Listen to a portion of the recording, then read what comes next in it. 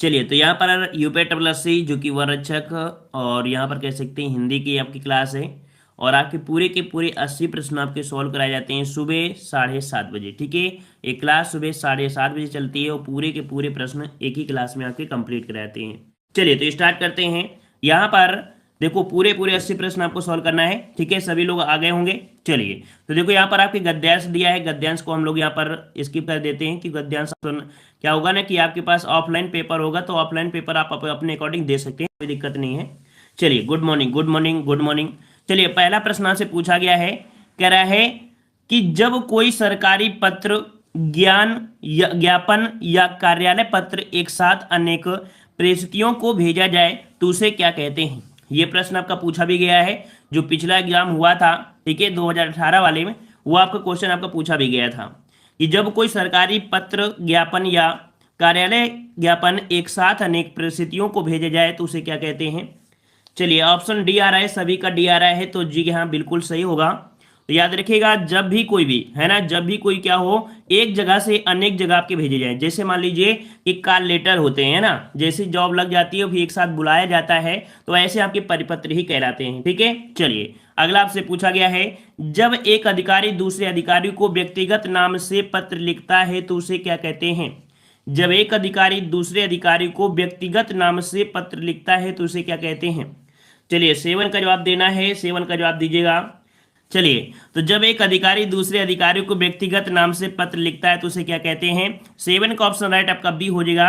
इन्हें बोलते हैं हम लोग अर्धशासकीय पत्र। क्या बोलते हैं, अर्धशासकीय पत्र बोलते हैं। ऑप्शन आपका बी हो जाएगा। अगले प्रश्न का आते हैं। प्रश्न आपसे अगला पूछा गया है, एक विद्यार्थी को अपने स्कूल के प्रधानाचार्य को अभिवेदन में क्या लिखना चाहिए। तो देख सकते हैं कि जब आप अपने अध्यापक अर्थात अपने स्कूल के जो प्रधानाचार्य होते हैं, अभिवादन के रूप में जब लिख देते हैं तो नीचे आप लिखा करते हैं ना, आपका आज्ञाकारी शिष्य। क्या लिखते हैं, आपका आज्ञाकारी शिष्य, है ना, कौन, रसगुल्ला। तो यहाँ पर ऑप्शन सी हो जाएगा, आपका आज्ञाकारी शिष्य फलाने। ठीक है, ऑप्शन आपका सी हो जाएगा। अगला क्वेश्चन आपका दिया है, संक्षेपण मूल पाठ से कितने शब्दों में लिखना चाहिए। तो संक्षेपण मूल पाठ से कितने शब्दों में लिखना चाहिए। यहाँ पर जैसे आप पत्र लिख रहे हैं और मेन पॉइंट जो आपका होता है उसके पूरे का 1/3। ठीक है, ऑप्शन आपका यहाँ पर बी हो जाएगा, 1/3 अर्थात कह सकते हैं कि 1/3 हो जाएगा। ठीक है, अगला आपसे पूछा गया है, हिंदी में ध्वनियाँ कितने प्रकार की होती हैं। हिंदी में ध्वनियाँ कितने प्रकार की होती हैं। यहाँ पर 10 का जवाब दीजिएगा कि हिंदी में ध्वनियाँ कितने प्रकार की होती हैं। चलिए, 10 का जवाब ए आ रहा है। 10 का जवाब ए आ रहा है, तो देख लेते हैं कि सभी का जवाब सही है। जी हाँ, सभी का जवाब बिल्कुल सही है। हिंदी में ध्वनियाँ होती हैं कितनी, 2 होती हैं, है ना। कितनी होती हैं 2 होती हैं, स्वर और आपका व्यंजन। क्लियर है। अगला पूछा गया है, कह रहा है मात्रा के आधार पर स्वर कितने प्रकार के होते हैं। चलिए जवाब दीजिएगा, 11 का जवाब दीजिएगा कि मात्रा के आधार पर स्वर कितने प्रकार के होते हैं। मात्रा के आधार पर स्वर कितने प्रकार के होते हैं, तो जवाब यहाँ पर बी आ रहे हैं। तो बी आ रहे हैं तो बिल्कुल सही जवाब है। अगर सभी का बी ही आ रहा है तो बिल्कुल सही जवाब है, आपने सही पहचाना है। क्योंकि मात्रा के हिसाब से पूछा है, हमने आपको बताया होगा कि जो आपके होता है एक होता है ना, मतलब फिर आपका डबल कह सकते हैं कि लघु, और आपको कह सकते हैं दीर्घ, और आपका प्लुत, है ना। तो ऑप्शन यहाँ पर आपका बी हो जाएगा। ठीक है, अगला प्रश्न आपसे पूछा है, जीवा के आधार पर स्वर कितने प्रकार के होते हैं। जीवा के आधार पर स्वर कितने प्रकार के होते हैं। यहाँ पर 12 का जवाब क्या बनेगा। चलिए, 12 का जवाब देना है। तो जीवा के आधार पर तो देखो जीभ होती है, ये जीभ हो गई। अब जीभ में क्या होता है, कुछ स्वर आपके अग्रभाग से निकलते हैं, कुछ स्वर मध्य भाग से निकलते हैं, और कुछ स्वर कहाँ से निकलते हैं, पश्च भाग से। तो आपका जवाब क्या हो जाएगा, आपका जवाब हो जाएगा ऑप्शन राइट आपका यहाँ पर बी नंबर, आपके 3 प्रकार के होते हैं। क्लियर हो गया होगा। अगला पूछा है, निम्नलिखित में से कौन सा शब्द पुल्लिंग है। कौन सा शब्द पुल्लिंग है। कह रहा है दया, दया आपका दिया गया है तो कैसी है, माया कैसी है, आभाषा कैसी है, आभार प्रकट करता हूं। यहां पर ऑप्शन डी, यहां पर जो आपका दिया गया है कौन सा, आभार। आभार आपका पुल्लिंग है, माया नहीं होगा भाई, माया नहीं होगा। माया कैसी है ना, तो आप ऐसे बोलेंगे, तो इसका मतलब है ऑप्शन आपका डी, आभार हो जाएगा। अगला पूछा गया है, निम्नलिखित में से कौन सा शब्द पुल्लिंग है। कौन सा शब्द पुल्लिंग है। पुल्लिंग आपसे पूछा है, कह रहा है आशा, कह रहा है आपसे आशा दिया है, औफ दिया, कष्ट दिया है, क्षमा दिया है, सेना दिया है। तो आशा करती हूं, इसका इतनी होगा तो कष्ट, है ना, ऑप्शन बी बनेगा। कष्ट जो आपका कष्ट है ये आपका पुल्लिंग हो जाएगा। ये भी ऑप्शन आपका सभी का सही है। अगला है, संधि कितने प्रकार की होती है। संधि कितने प्रकार की होती है। तो संधि के जवाब भी यहाँ पर आ चुके हैं। संधि कितने प्रकार की होती है? स्वर संधि, व्यंजन संधि और आपकी विसर्ग संधि। तो आपका जवाब हो जाएगा ऑप्शन राइट आपका यहाँ पर कौन सा? बी हो जाएगा। यहाँ पर आपका 3 प्रकार की होती है। ठीक है, अगला आपसे पूछा गया है सदानंद का संधिविच्छेद कीजिए। सदानंद का संधिविच्छेद आपसे पूछा है। सदानंद का संधिविच्छेद क्या बनेगा? चलिए, तो यहाँ पर देखिए, यहाँ पर आपका बन जाएगा सत धन आनंद। याद रखिए व्यंजन संधि में एक रूल होता है ना, जिसमें सिद्धा का परिवर्तन ता में हो जाता है। तो हो जाएगा सत धन आनंद, ऑप्शन आपका ए सही हो जाएगा। ठीक है, अगला पूछा गया है पुस्तकालय में कौन सी संधि है? पुस्तकालय में कौन सी संधि है? पुस्तकालय में कौन सी संधि है? पुस्तक धन आलय क्या होता है भाई? क्या होता है? पुस्तक धन आलय होता है। पुस्तक धन आलय होता है। ठीक है ना, तो यहां पर आपका जवाब हो जाएगा कौन सा? 17 का ऑप्शन ए बनेगा, दीर्घ संधि। ठीक है, चलिए, गुड मॉर्निंग गुड मॉर्निंग। चलिए, अगला निम्नलिखित में से कौन सा शब्द स्त्रीलिंग है? कौन सा शब्द स्त्रीलिंग है? स्त्रीलिंग की बात किया है तो आपका दिया गया है ग्रह कैसा है, मतलब घर कैसा है, चंदन पत्ता, और आपका सभा कैसी है? सभा सभा सभा लगी है, सभा कैसी है, किसी प्रकार कह सकते हैं। तो ऑप्शन डी हो जाएगा सभा। सभा जो आपकी है कैसी है? आपकी स्त्रीलिंग हो जाएगा, ऑप्शन आपका डी हो जाएगा। अगला निम्नलिखित में से कौन सा शब्द स्त्रीलिंग है? कौन सा शब्द स्त्रीलिंग है देख लेते हैं। कह रहा है विवाद कैसा है, सार कैसा है, रूप कैसा है, आय कैसी है। तो आय क्या होती है, इनकम कैसी होती है, तो आप देख सकते हैं कि स्त्रीलिंग कौन सी हो गई? डी हो गई। यहाँ पर आपका आय हो जाएगा। अगला पूछा गया है अभिधन उदय की संधि कीजिए। अभिधन उदय, अभिधन उदय पूछा गया है। अभिधन उदय पूछा गया है तो आपका भा जो आपका है वो आधा हो जाएगा, और आपके यहाँ पर यू में जो आपका हो जाएगा अभ्युदय। अभ्युदय जो आपका है ऑप्शन आपका ये हो जाएगा, अभ्युदय हो जाएगा। और या में आधा शब्द लगा है, इसका मतलब है साफ आपको पता चल गया है कि यहाँ पर आपकी यण संधि आपकी हो जाएगी। तो ऑप्शन आपका यहाँ पर ए हो जाएगा, अभ्युदय यण संधि, ऑप्शन ए बन जाएगा। अगला पूछा गया है यथा संभव में कौन सा समास है? यथा संभव में समास कौन सा है? यथा संभव में good morning good morning good morning. चलिए, तो यहाँ पर यथा संभव, यथा संभव में आपका यथा क्या है? यथा क्या है? यथा एक अव्यय है। क्यों? क्योंकि संभव शब्द एक मूल शब्द हो गया, तो यथा आपका यहाँ पर हो जाएगा क्या? अव्यय हो जाएगा। अव्यय ही उपसर्ग होता है, उपसर्ग आपका क्या होता है? यहाँ पर अव्ययी भाव समास होता है। जब भी किसी भी समास का पहला पद प्रधान होता है वो आपका क्या हो जाएगा? अव्ययी भाव समास हो जाएगा। तो ऑप्शन आपके यहाँ पर ए हो जाएगा।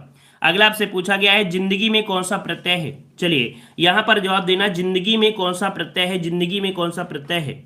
चलिए, कुछ जो जवाब लोगों के बी आ रहे हैं, यहां पर जवाब बी आ रहे हैं, तो देख लेते हैं कि आप लोगों का जवाब बी सही होगा। चलिए देख लेते हैं।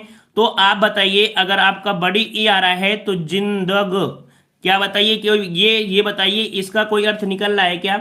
इसका कोई अर्थ निकल रहा है क्या? नहीं निकल रहा है ना, इसका मतलब ये तो नहीं हो सकता है, ये तो आपका होगा नहीं। अब आपके पास दिया है, अगर आप सी लगा रहे हैं तो देखिए जिंद, जिंद और फिर जिन, जिन फिर दगी, तो ये भी आपका नहीं होगा। तो इसका मतलब है कि आपका जो जिंद मतलब गी जो आपका है, इसका आपका हो जाए जिंद। जिंद तो नाम सुने ना, इसका मतलब जिंद एक अर्थ निकल कर आएगा, तो इसका बाद में निकलेगा गी। इसका ऑप्शन आपका ए हो जाएगा। यहां पर राइट आंसर आपका ए हो जाएगा, गी प्रत्यय आपका हो जाएगा। ठीक है, ऑप्शन ए हो जाएगा, क्योंकि मूल शब्द निकलना अनिवार्य है। मूल शब्द नहीं निकलेगा तो पता ही नहीं चलेगा कि क्या है ना। तो मूल शब्द आपका जिंद है और फिर गी है। चलिए, अगला प्रश्न पूछा गया है निम्नलिखित में से कौन सा शब्द तत्सम है? कौन सा शब्द तत्सम है? तो तत्सम शब्द पूछा गया है, और हमने बताया था तत्सम शब्द में क्या होता है? रा लगा होता है। चाहे रा ये वाला आपका नीचे हो ऋषि वाला, चाहे ऊपर वाला हो, चाहे ये वाला हो, है ना। तो यहाँ पर देखो किस में लगा है? प्रिय, है ना। प्रिय लिखा है। प्रिय मतलब इसका जो आपका तद्भव बनता है पिया बनता है ना। तो ऑप्शन कौन सा हो जाएगा? यहाँ पर आपका बनेगा तत्सम पूछा गया है, तत्सम। ठीक है, चलिए, और अगला पूछा गया है कि परमेश्वर में कौन सा समास है? परमेश्वर में, तो यहां पर आपका जवाब हो जाएगा, देखो गुरुदेव हो गया, ये महेश्वर हो गया, ये जो भी होते हैं हमेशा किस में होते हैं? कर्मधारय समास होते हैं, जिसमें से विशेष विशेषण होता है या उपमेय उपमान की बात होती है, वहां पर आपका कर्मधारय समास होता है। ठीक है, अगला पूछा गया निम्नलिखित में से कौन सा शब्द विदेशज है? कौन सा शब्द विदेशज है? विदेशज आपसे पूछा है तो आप जवाब बिल्कुल आसानी से देंगे, मात्र 1 सेकंड में दे सकते हैं। रिक्शा है जापानी, कैसा है? रिक्शा है जापानी, तो ऑप्शन आपका ए हो जाएगा, रिक्शा है जापानी, तो जवाब आपका ए हो जाएगा, ये विदेशज है। ठीक है, अगला पूछा गया है कि निम्नलिखित में से कौन सा शब्द तत्सम नहीं है, कौन सा शब्द तत्सम नहीं है। तत्सम नहीं है तो देख लेते हैं, तत्सम नहीं है। वचन दिया है तो आपका तत्सम है, शलाका भी तत्सम है, तिक्त भी तत्सम है। दिया है चार तो चार भाई तत्सम नहीं होगा, क्योंकि इसका बनता है चत्वारी। क्या बनता है? चत्वारी बनता है। इस कारण से ऑप्शन डी ये आपका तत्सम नहीं है। ठीक है, अगला आपसे पूछा गया है अध्यक्ष में कौन सा उपसर्ग है, अध्यक्ष में कौन सा उपसर्ग है, अध्यक्ष में कौन सा उपसर्ग है। तो आपका बनेगा अधि धन अच्छ, अर्थात कह सकते हैं अध निकलेगा, और अध जहां पर दिया गया है ए नंबर में ही हो जाएगा। ठीक है, अध आपका ए नंबर में आपका हो जाएगा, ऑप्शन ए हो जाएगा। नेक्स्ट क्वेश्चन है कि गाय कौन सी संज्ञा है, गाय कौन सी संज्ञा है। अब ये गाय के नाम किया है तो आपके दिमाग में आ गया गाय तो बहुत होती हैं। गाय जब बहुत होती हैं तो यहां पर कह सकते हैं क्या बोलेंगे, आप बोलेंगे आपका व्यक्तिवाचक दिया है, जातिवाचक दिया है, भाववाचक दिया है और द्रव्यवाचक। तो आप जवाब देंगे यहाँ पर बी, या आप जवाब देंगे बी, यहाँ पर आपका जातिवाचक। क्या बोलेंगे? जातिवाचक बोलेंगे, ऑप्शन बी हो जाएगा जातिवाचक। ठीक है, अब पर्सनल फलाने की गाय तो नहीं बोल दिया है कि उनकी गाय काली है डेकाने की, है ना, तो अगर उसकी बात करते तो व्यक्तिगत हो जाता, लेकिन यहाँ पर गाय में तो सभी आ जाती है, अर्थात जातिवाचक हो जाएगा। नेक्स्ट क्वेश्चन है निम्नलिखित में से कौन सी भाववाचक संज्ञा है, भाववाचक संज्ञा, भाव को प्रकट करने वाली संज्ञा कौन सी है। दिल्ली दिया है, लड़का दिया है, मोहन दिया और आपका बीमारी। बीमारी जो आपका है ये आपका जवाब हो जाएगा ऑप्शन डी, जिसका भी जवाब डी है बिल्कुल सही हो जाएगा। भाववाचक संज्ञा कौन सी है तो आपकी बीमारी है, ऑप्शन डी हो जाएगा। ठीक है, अगले प्रश्न का आते हैं। प्रश्न आपसे अगला है संग्राम में उपसर्ग कौन सा है, संग्राम में उपसर्ग बताइएगा। संग्राम में उपसर्ग तो यहां पर बनेगा सम। क्या बनेगा? सम, लेकिन कौन सा? माँ आधा शब्द निकलेगा, माँ आधा, सम धन ग्राम, सम धन ग्राम, अर्थात कह सकते हैं कि ऑप्शन बी यहां पर आपका हो जाएगा राइट, बी नंबर। ठीक है, अगला पूछा गया है कि सावधानी में कौन सा प्रत्यय है, सावधानी, सावधानी में कौन सा प्रत्यय है। तो यहां पर देखो, अगर आपके दिमाग में आ रहा है कौन सा, आनी, तो आने अगर आप लगाओगे तो नहीं हो सकता है ना, नी केवल लगाओगे तो नहीं होगा। देखो इसका एक मूल शब्द निकलेगा सावधान। क्या निकलेगा? मूल शब्द निकलेगा सावधान। अब सावधान आ गया है तो ये तो एक शब्द निकला गया है, इसका मतलब बड़ी ई बच रही है, तो बड़ी कहां पर है? ऑप्शन सी में है। ठीक है ना, मतलब क्या होता है, चाहे उपसर्ग हो चाहे प्रत्यय हो, एक मूल शब्द जरूर निकलेगा जिसका अर्थ निकलेगा, और जो अर्थ नहीं निकलेगा वही आपके यहाँ पर क्या हो जाएगा? प्रत्यय हो जाएगा। समझ में आ गया ना, तो इस प्रकार से सावधान निकल गया, ये आपके यहाँ पर प्रत्यय बच गया। अगला पूछा गया हिंदी में कुल कितने सर्वनाम होते हैं। ये क्वेश्चन आपका पूछा गया था, जूनियर असिस्टेंट में भी पूछा गया था कि हिंदी में कुल कितने सर्वनाम होते हैं। तो याद रखिएगा हिंदी में कुल सर्वनाम होते हैं कितने, तो 11 होते हैं, ऑप्शन सी हो जाएगा। हमने बेसिक वाले में बताया था कि हिंदी में सर्वनाम की संख्या क्या होती है, तो आपकी 11 होती है। 32 का ऑप्शन आपका सी बन जाएगा। अगला दिया है राम सो रहा है, इस वाक्य में कौन सी क्रिया है। राम सो रहा है, बताइए कोई क्रिया कर रहा है क्या? सोना भी एक क्रिया है यहाँ पर। देखो हमने बताया था जैसे क्या है कि जैसे सोना है ना, क्या सोता है, हमने बताया था क्रिया में क्या से प्रश्न कीजिए, आपका जवाब आपके हाथ में मिल जाएगा।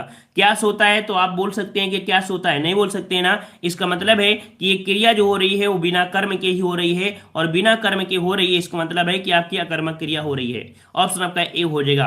अगला प्रश्न आपका है सर्वनाम के कुल कितने भेद होते हैं। सर्वनाम के कितने भेद होते हैं, तो सर्वनाम के भेद होते हैं कितने होते हैं, तो आपका 5 दिया है, 6 दिया है, 7 दिया है और 8 दिया है। तो आपका जवाब हो जाएगा बिल्कुल सही है। यहाँ पर सर्वनाम की कुल संख्या होती है 6। कितनी होती है? 6 होती है। ऑप्शन यहाँ पर आपका बी सही हो जाएगा। ठीक है, चलिए अगला पूछा है वह एक सप्ताह बाद आया, इस वाक्य में कौन सा शब्द क्रिया विशेषण है। वह एक सप्ताह बाद आया, इस वाक्य में कौन सा शब्द क्रिया विशेषण है। ठीक है ना, तो यहाँ पर देखिए 35 में अगर आप देख पाएंगे तो वह एक सप्ताह, यहाँ तो होगा नहीं, तो यहाँ पर बाद शब्द है, जो बाद शब्द है ये आपका विशेषण हो जाएगा, क्योंकि समय को भी दर्शाएगा और क्रिया के साथ भी है, तो अर्थात यहाँ पर आपका बाद बन जाएगा। तो इसका ऑप्शन कौन सा बनेगा? ऑप्शन आपका सी सही हो जाएगा। ठीक है, सी नंबर आपका सही हो जाएगा। अगला पूछा गया है सेनाएं युद्ध क्षेत्र में आगे बढ़ी, इस वाक्य में संबंध वाचक शब्द बताइए। ये भी देखो काफी अच्छा प्रश्न आपका है, सेनाएं युद्ध क्षेत्र में आगे बढ़ी, इस वाक्य में संबंधवाचक दिया है। सेनाएं तो संबंध आपका होगा नहीं, यहाँ पर युद्ध क्षेत्र दिया है, फिर आगे दिया है, फिर आपका बढ़ी दिया है। तो देखो यहाँ पर संबंध दर्शा रहा है, आगे बढ़ी, क्या बोली? आगे। आगे मतलब क्या है, तभी तो बोलेंगे संबंध दर्शा रहा है, तो इसका मतलब है कि ऑप्शन आपके यहाँ पर 36 का कौन सा हो जाएगा? आपका सी जवाब हो जाएगा। ठीक है, अगले प्रश्न आते हैं। प्रश्न आपसे अगला है पर्वतीय में कौन सा विशेषण है। पर्वतीय में कौन सा विशेषण है, तो गुणवाचक है, संख्यावाचक तो देखो हो नहीं सकता है, परिमाण दिया है, फिर सार्वनामिक दिया है।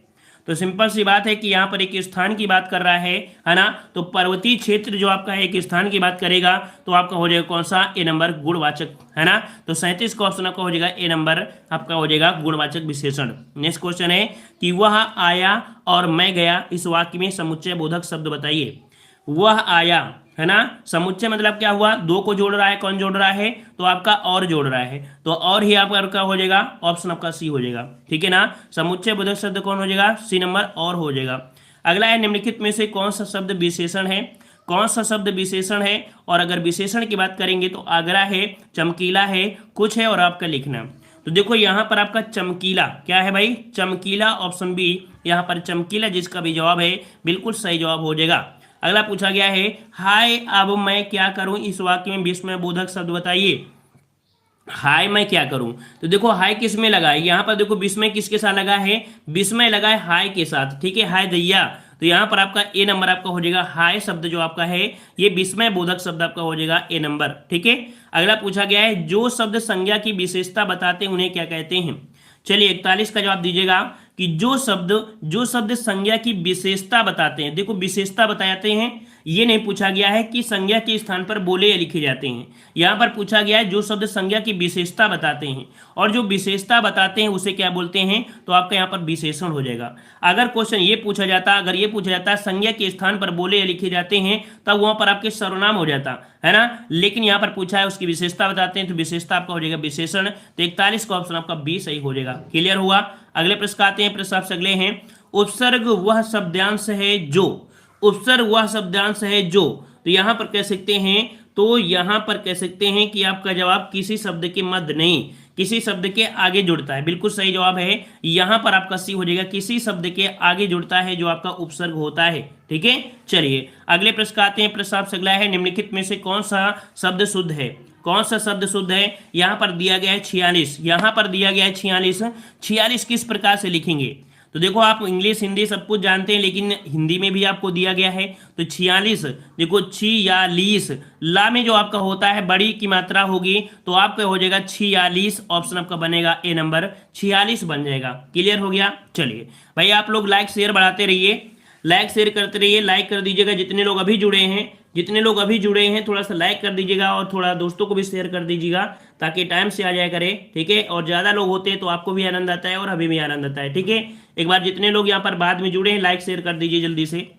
चलिए कर दिए। चलिए कह रहा है निम्नलिखित में से कौन सा शब्द अनीक का पर्यायवाची है, अनीक का पर्यायवाची, अनीक है ना, अनीक का पर्यायवाची देखो अर्जुन तो होगा नहीं, अग्नि भी नहीं होगा, घोड़ा भी नहीं होगा, तो आपका जवाब हो जाएगा सेना। सेना के भी आपके होते हैं, कटक होता है, कटक भी बहुत बार पूछा गया है, अनीक भी पूछा गया है, तो ऑप्शन आपका बी हो जाएगा सेना। नेक्स्ट क्वेश्चन है कपड़ा का पर्यायवाची बताइए, कपड़ा का पर्याय, देखिए कपड़ा का पर्याय दिया है चलन, है ना, चलन से कोई मतलब नहीं है, गगन दिया है, जंगल दिया है, वसन, वसन मतलब कपड़ा होता है, तो ऑप्शन आपका बी हो जाएगा वसन बन जाएगा, ठीक है। चलिए बहुत अच्छे। अगला पूछा है निम्नलिखित में से शुद्ध शब्द कौन सा है, शुद्ध शब्द आपसे पूछा है उज्ज्वलन, क्या पूछा गया है, उज्ज्वलन पूछा गया है, तो उज्ज्वलन यहाँ पर देख लेते हैं, तो आपका ये देखो आपका झ लगा है तो आपका होगा नहीं है, यहाँ पर उज्ज्वल शब्द आपका ये गलत है और उज्ज्वलन ये भी गलत है, तो इसका ऑप्शन आपका हो जाएगा ए नंबर, यहाँ पर आपका उज्ज्वलन सही लिखा गया है, ठीक है। चलिए अगला पूछा गया है उभय और आपका अभय शब्द युग्म का सही अर्थ बताइए, उभय और आपका अभय और उभय, है ना, अभय और आपका उभय, तो अभय मतलब क्या होता है, अभय मतलब होता है निर्भय, और उभय मतलब होता है दोनों, उभय मतलब कॉमन बोलते हैं ना, कॉमन ये कह सकते हैं आपका दोनों होगा, तो यहाँ पर कह सकते हैं कि आपका जवाब हो जाएगा कौन सा, निर्भय और आपके यहाँ पर दोनों, जवाब आपका ए सही हो जाएगा, ठीक है।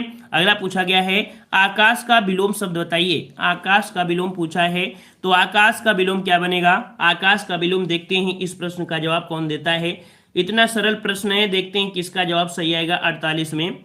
चलिए 48 का बी आ रहा है, देखो 48 का ए भी आ गया है ना, हम जान रहे थे किसी न किसी का ए तो आएगा ही। तो यहाँ पर देखो आकाश दिया है, तो भाई आकाश क्या होता है, पाताल होता है, आकाश का होता है पाताल होता है, तो आपका राइट आपका कौन सा हो जाएगा, यहाँ पर आपका हो जाएगा कौन सा, बी हो जाएगा, आकाश का पाताल होता है, ठीक है।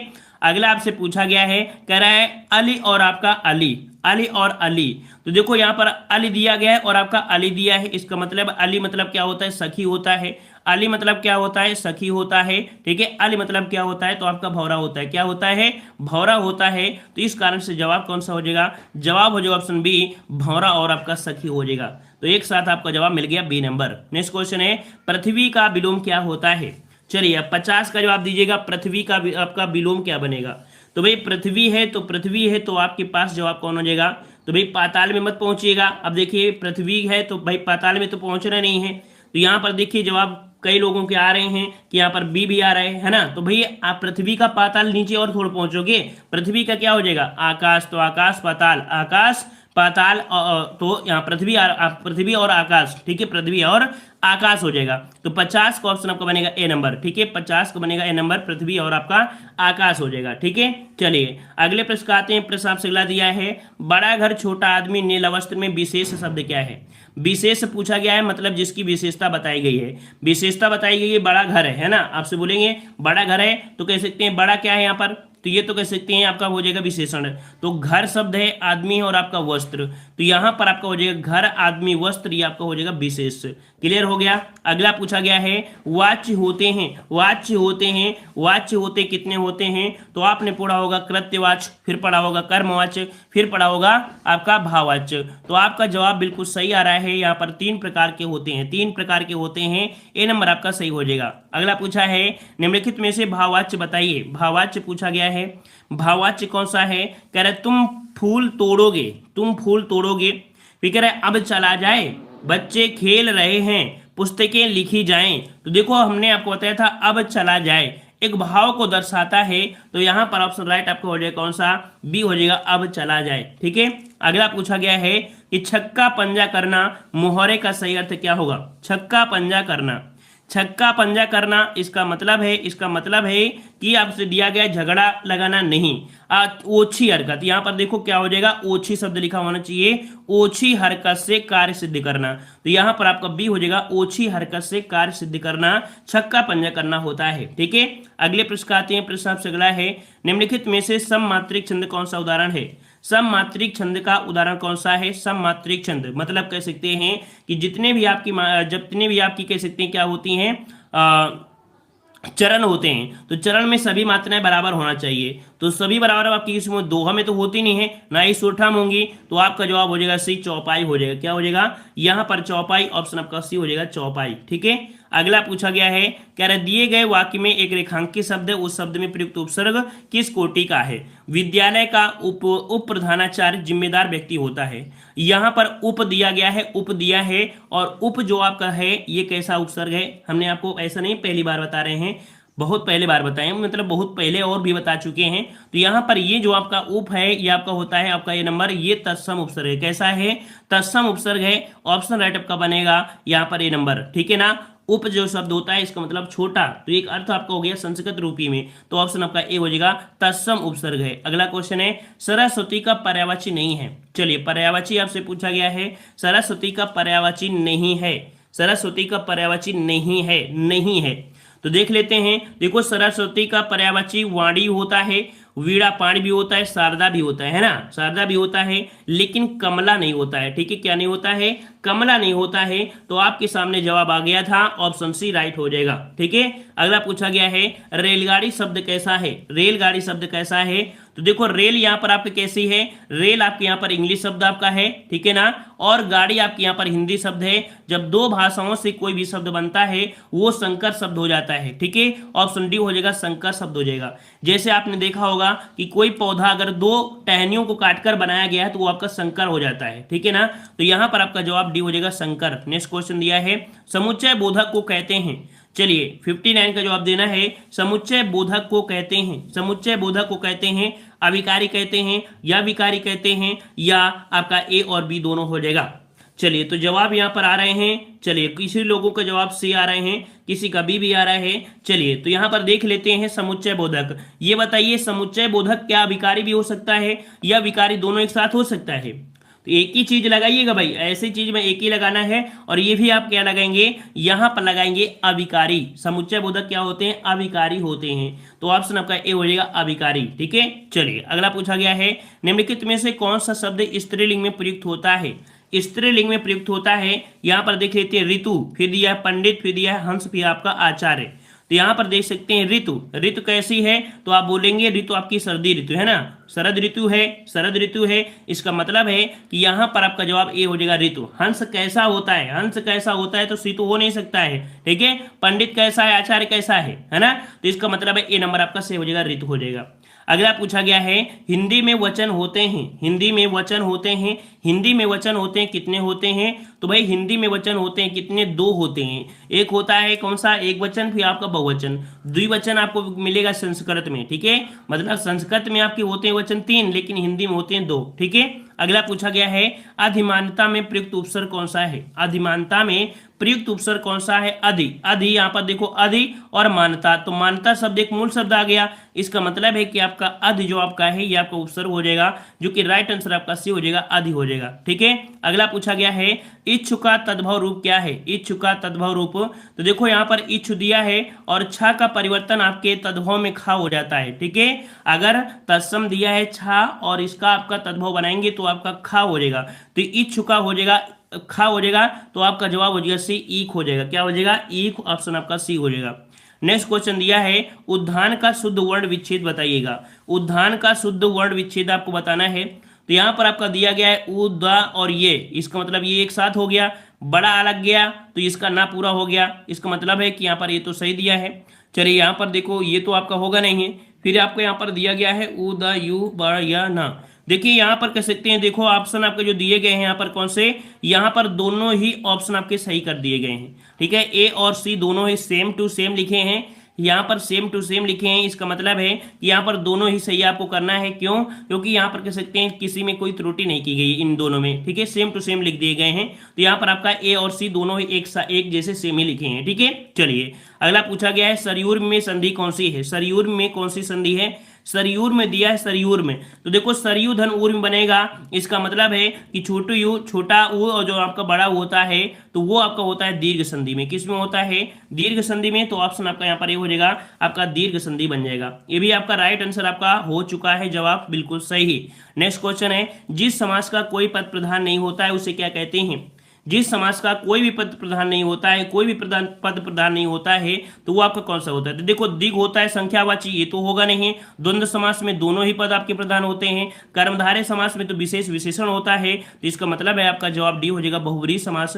बहुब्रीहि समास का कोई भी पद प्रधान नहीं होता है, इसका बनने वाला तीसरा पद प्रधान होता है, तो ऑप्शन आपका यहाँ पर डी हो जाएगा, बहुब्रीहि समास। नेक्स्ट क्वेश्चन विशेषण और विशेष्य के योग से कौन सा समास बनता है, देखो अभी हमने बताया था विशेषण और विशेष्य के योग से कौन सा समास बनता है, अभी हमने इसके ऊपर देखो बताया है, तो इसका मतलब है कि इसका जवाब आप लोग कमेंट बॉक्स में कमेंट करेंगे, ठीक है। इसका जवाब आप लोग कमेंट बॉक्स में कमेंट करिएगा, जो ऑफलाइन वीडियो देखेंगे वो भी जवाब दीजिएगा और आप जवाब दीजिएगा। चलिए अगला है प्रत्यय होता है, प्रत्यय जो होता है, प्रत्यय होता है वो क्या होता है, चलिए देख लेते हैं। प्रत्यय आपका जवाब क्या बनेगा, 68 नंबर में जवाब देना है, 68 का जवाब देना है।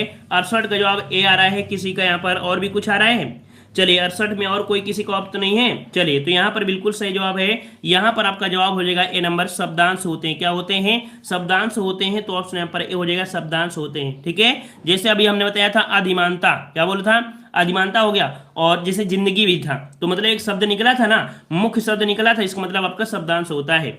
अगला पूछा गया लिपि की आवश्यकता होती है भाषा बोलने में, भाषा लिखने में, भाषा संकेत में, इन तीनों में। तो देखो लिपि मतलब होता है लिखना, लिपि मतलब होता है लिखना, और लिखना होता है, इसका मतलब है कि आपका जवाब हो जाएगा कौन सा, ऑप्शन आपका बी हो जाएगा, भाषा लिखने में, ठीक है। अगला पूछा गया है खड़ी बोली निकली है, खड़ी बोली निकली है, खड़ी बोली आपकी कहाँ है, तो आपकी हिंदी की जो आपकी बोली है कौन सी, पश्चिमी हिंदी। पश्चिमी हिंदी के 5 पार्ट हो जाते हैं, और उस 5 पार्ट में तो आपका होता है खड़ी बोली, तो ऑप्शन आपका बी हो जाएगा, पश्चिमी हिंदी आपकी हो जाएगा, ठीक है। अगला आपसे पूछा गया है कि हिंदी भाषा की कुल वर्ण लिपियां कितनी हैं, हिंदी भाषा की कुल वर्ण लिपियां कितनी हैं, कुल वर्ण लिपियां कितनी हैं। लाइक शेयर बढ़ाते रहिए, लाइक शेयर बढ़ाते रहिए भाई, लाइक शेयर कम मत करिए, जल्दी से बढ़ाते रहिए, है ना। चलिए तो यहाँ पर देखो हिंदी भाषा की कुल वर्ण लिपियां कितनी है, तो आपके स्वर और व्यंजन को मिलाएंगे, स्वर और व्यंजन को मिलाएंगे तो कुल आपके कितने हो जाएंगे, आपके 52 हो जाएंगे। तो आपका जवाब हो जाएगा कितना हो जाएगा, आपका सी हो जाएगा। है ना, सी हो जाएगा। अच्छा, अगर क्वेश्चन ये पूछ लेता यहाँ पर जो 44 दिया है, क्योंकि 44 वाला क्वेश्चन बनता है, क्या बनता है, बोला जाता है कि अगर संयुक्त को ना मिलाया जाए तो आपकी संख्या कितनी हो जाती है, तो आपकी 44 हो जाती है। संयुक्त तो आपके क्या होते हैं, संयुक्त आपके 4 होते हैं, संयुक्त व्यंजन होते हैं और 4 होते हैं संयुक्त स्वर। ये 4 को हटा लोगे तो कितने बनेंगे, 44। जब बोला जाए कि संयुक्त व्यंजन को हटाने पर वर्णों की संख्या, तब आपकी 44 होती है, याद रहेगा। चलिए अगला पूछा गया है, हाँ यहाँ पर जो 33 होते हैं तो व्यंजन तो आपके 33 होते ही हैं, ठीक है। अगला प्रश्न आपका है मध्य स्वर कहते हैं, मध्य स्वर। तो मध्य स्वर आपके कौन होता है, 72 नंबर में मध्य स्वर। तो देखो हमने बताया था जीव में, अभी इसी वीडियो में बताया था कि जीव के आधार पर आपके 3 वर्ड होते हैं, 3 प्रकार के। मध्य स्वर में जो आपका आता है, कौन आता है, तो आपका जो छोटा होता है ये आपका मध्य स्वर होता है। आपका जवाब हो जाएगा ऑप्शन राइट आपका डी। यहाँ पर जो आपका आ है ये मध्य स्वर हो जाएगा, जीभ के मध्य भाग से निकलता है। जब बोलते हो तो थोड़ा सा गड्ढा हो जाता है, जीभ में हल्का सा गड्ढा हो जाता है जब इसको बोलते हो, ठीक है। अगला पूछा गया है निम्नलिखित में से कंठ वर्ण कौन सा है, कंठ वर्ण कौन सा है। तो आपने पढ़ा होगा कि कंठ वर्ण में का होता है, खा होता है, का खा गा जा झा होता है। लेकिन एक चीज और भी बताया था हमने कि जो आपका छोटा आ होता है, जो छोटा आ होता है, साथ में आपके यहाँ पर हा होता है, विसर्ग जो आपके होते हैं ये भी आपके किस में आते हैं, कंठ वर्ण में होते हैं। तो ऑप्शन का हो जाएगा बी हो जाएगा, है ना। वहीं पर जो आपका ये दिया है छोटी छोटी और आपका बड़ी किस में होते हैं, ये होते हैं तालु में। तो ये दिया गया है आपका तालब वाला दिया गया है, ठीक है ना। तो यहाँ पर ऑप्शन पूछा गया था कंठ, तो कंठ वाला आपका हो जाएगा बी नंबर, यहाँ पर बी हो जाएगा। अगला पूछा गया है राधन माँ का रूप क्या है, राधन माँ का यहाँ पर रूप पूछा है। तो यहाँ पर देखो पूछा है राधन माँ का रूप क्या बनेगा। तो इसका रूप आपका बनेगा कौन सा बनेगा, ऑप्शन राइट आपका बनेगा यहाँ पर 74 का जवाब आपका बनेगा सी। यहाँ पर ऑप्शन आपका सी बनेगा, क्योंकि इसमें से आप जब निकालेंगे तो रा इसमें से पूर्ण वर्ण बन जाएगा। इसमें से रा क्या निकलेगा, पूरा का पूरा वर्ण निकलकर आपके पास आ जाएगा, ठीक है। और माँ आपका आधा हो जाएगा। तो ऑप्शन आपका यहाँ पर सी हो जाएगा। नेक्स्ट प्रश्न आपका दिया है प्रयोग के आधार पर शब्द भेद कितने होते हैं, प्रयोग के आधार पर शब्द के भेद कितने होते हैं, प्रयोग के आधार पर शब्द के भेद कितने होते हैं। तो प्रयोग के आधार पर होते हैं 2, प्रयोग के आधार पर होते हैं 2 होते हैं। अब ये 2 कौन से होते हैं, एक होता है सार्थक होता है, एक होता है निरर्थक होता है। सार्थक मतलब होता है जिसका अर्थ निकलता है, और निरर्थक मतलब होता है जो अर्थ न निकलता हो। जैसे आपका रोटी, रोटी का अर्थ निकलता है लेकिन ओटी का अर्थ निकलता है ना, रोटी ओटी, है ना, रोटी ओटी दो भाई। तो रोटी का अर्थ निकला मतलब ये सार्थक है, ओटी आपका निरर्थक हो जाएगा। अगला आपसे पूछा गया है निम्नलिखित में से किस धातु से भाषा बनी है, किस धातु से भाषा बनी है। तो भाषा बनी आपकी किससे, भास धातु से बनी है, भास धातु से बनी है। ऑप्शन बी हो जाएगा, भास हो जाएगा, ठीक है। अगला पूछा गया है धातुष्मा में प्रयुक्त संधि कौन सी है, धातुष्मा में कौन सी आपकी संधि है। धातु धन ऊष्मा क्या बनेगा, धातु धन ऊष्मा बनेगा। इसका मतलब है कि यहाँ पर आपका धातु धन ऊष्मा, तो छोटा ऊ बड़ा ऊ बराबर वही होगा, दीर्घ वाला आपका हो जाएगा, ऑप्शन सी हो जाएगा, दीर्घ संधि बन जाएगा, ठीक है। अगला पूछा गया है कि प्रा में, देखो प्रा में पूर्ण वर्ण कौन सा है, प्रा में पूर्ण वर्ण कौन सा है। 78 वाले में देखते हैं कि जवाब किसका यहाँ पर सही हो जाएगा। 78 में देखते हैं जवाब किसका सही हो जाएगा। तो यहाँ पर बी नंबर आ रहा है और किसी का सी भी आ रहा है, बी आ रहा है, सी आ रहा है। चलिए मानते हैं कि बी और सी आप लोगों को यहाँ पर देख लेते हैं। तो देखो आपसे कह रहा है कि प्रा दिया है, प्रा में पूर्ण वर्ण कौन सा आपका निकलेगा। तो देखो यहाँ पर अगर रा हटाओगे तो यहाँ पर कह सकते हैं कि रा तो पूरा है बोलोगे, रा आधा तो हो नहीं सकता है, रा तो आधा हो नहीं सकता है। इसका मतलब है कि पा जो आपका है, पा जो आपका है यहाँ पर अधूरा वर्ण है। तो आपका 78 का जवाब आपका बनेगा बी। यहाँ पर रा जो आपका है ये आपका पूर्ण वर्ण बन जाएगा। रा जो आपका है ये पूर्ण निकल कर आएगा, और जो आपका कह सकते हैं पा है वो आपका आधा हो जाएगा, ठीक है। ऑप्शन आपका बी हो जाएगा। अगला है उपसर्ग को कहते हैं, उपसर्ग को कहते हैं। तो अभी आपने देखा था प्रत्यय पूछा गया था, यहाँ पर आपका उपसर्ग है। तो आपके दोनों ही क्या होते हैं, दोनों ही आपके होते हैं शब्दांश। शब्द से ही तो निकाले जाते हैं ना, शब्द से ही तो निकाले जाते हैं। लोग गलती करके आते हैं इस प्रश्न को लोग गलती करके आते हैं, बहुत बार गलती करके आते हैं।